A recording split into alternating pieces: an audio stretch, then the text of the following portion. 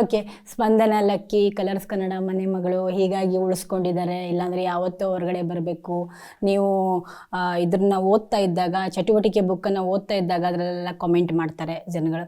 ಅಂದರೆ ಸ್ಪಂದನ ಅವರನ್ನು ಇದಕ್ಕೆ ಸರಿ ಅನ್ನೋ ರೀತಿಯಲ್ಲೆಲ್ಲ ಮಾಡ್ತಾರೆ. ಯಾರನ್ನೂ ಅಷ್ಟು ಬೇಗ ಜಡ್ಜ್ಮೆಂಟಲ್ಲಿಗೆ ಬರೋಕ್ಕಾಗಲ್ಲ. ಆದರೆ ಆ ಥರ ಜಡ್ಜ್ಮೆಂಟಲ್ಲಿ ಬಂದರು. ಅದ್ರ ಬಗ್ಗೆ ಅಂದರೆ ಈ ನೆಗೆಟಿವ್ ವಿಚಾರ ಈ ಎಲ್ಲದ್ರ ಬಗ್ಗೆ ಹೇಳೋದಾದರೆ? ಐ ಥಿಂಕ್ ಹೋಗ್ಬೇಕಾದ್ರೆ ಒಂದು ಮೈಂಡ್ ಸೆಟಲ್ಲಿ ಹೋಗಿದ್ದೆ.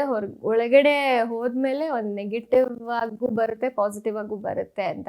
ಯಾಕಂದರೆ ಅಲ್ಲಿ ಮನೇಲೆ 13 ಜನಕ್ಕೆ ಒಂದು ಸಿಚುಯೇಷನ್ ಮೇಲೆ 13 ಪರ್ಸ್ಪೆಕ್ಟಿವ್ ಬರ್ತಿತ್ತು.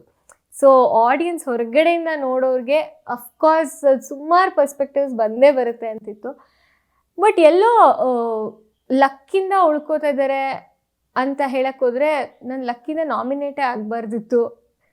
ನಾಮಿನೇಟ್ ಆಗಿ ಉಳ್ಕೊಳ್ತಿದ್ದಾಳೆ, ಅದು ಲಕ್ಕಿಂತ ಅಂತ ಅನಿಸಲ್ಲ ನನಗೆ. ಆ್ಯಂಡ್ ನಂಗೆ ಜಾನ್ವಿ ಮ್ಯಾಮ್ ಆ ಕಾಮೆಂಟ್ ಕೊಟ್ಟಿದ್ರು ಮೇಜರ್ಲಿ.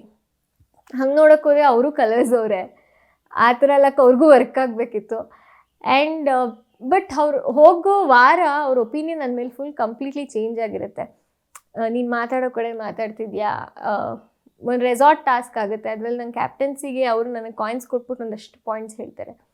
ಆ ವಾರ ಅವ್ರು ಎಲಿಮಿನೇಟ್ ಆಗ್ತಾರೆ. ಆದರೆ ಸೊ ಆ ಒಪಿನಿಯನ್ ಅವ್ರಿಗೂ ಚೇಂಜ್ ಆಯಿತು.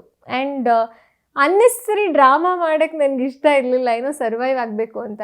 ನನ್ನ ವ್ಯಕ್ತಿತ್ವ ಏನಿದೆ ಅದೇ ನೋಡ್ತಾರೆ ಜನ ಅನ್ನೋದೊಂದು ಕಾನ್ಫಿಡೆನ್ಸ್ ಇತ್ತು. ಯಾಕಂದರೆ ನಾನು ಮಾತಾಡೋ ಕಡೆ ನಾನು ರೈಟಾಗಿ ಮಾತಾಡ್ತಾ ಇದ್ದೀನಿ ಅನ್ನೋದೊಂದು ಕಾನ್ಫಿಡೆನ್ಸ್ ಬೆಳ್ಕೋತಾ ಇತ್ತು.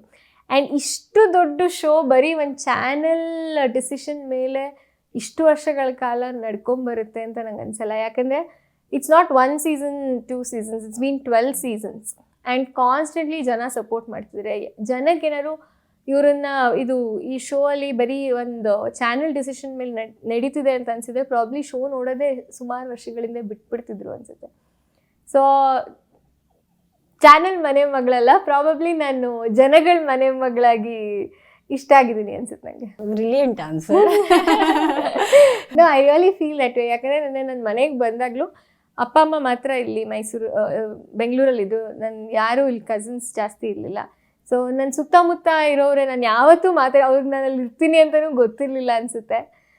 ಅವ್ರುಗಳೇ ಎಲ್ಲರೂ ಮೇಜರ್ಲಿ ಮನೇಲಿ ನೋಡ್ತಿದ್ದ ಹೌಸ್ ವೈಫ್ಸ್ ಆಗಿರ್ಬೋದು, ಏಜ್ ಆಗಿರೋ ಆಂಟಿ, ಈ ಥರದ್ದವ್ರು ಜಾಸ್ತಿ ಬಂದಿದ್ರು ನಮ್ಮ ಮನೆ ಹತ್ರ. So I like okay